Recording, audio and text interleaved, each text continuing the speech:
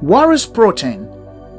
Well, proteins is one of the 3 macronutrients, which are nutrients the body needs in a larger amount. The word macro means large. So macronutrient means large type of food required in a diet. The other macronutrients are fat and carbohydrate.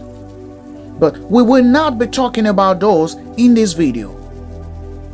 These guys called proteins play many critical roles in the human body. They do most of the work in cells and are required for the structure, function, and regulation of the body's tissues and organs. They are able to do so because proteins are made up of hundreds or thousands of smaller units called amino acids.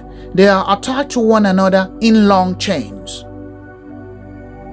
So why do we need to consume protein? You need to understand that there are some essential amino acids that the human body does not synthesize, so they must come from your diet.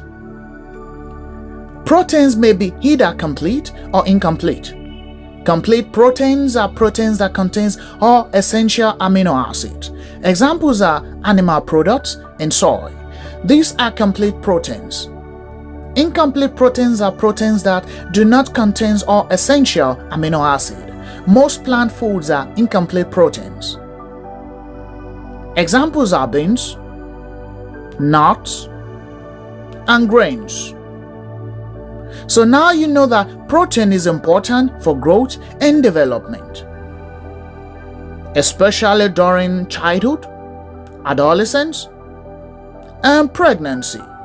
As always, thanks for watching. Do not forget to like, share, and subscribe.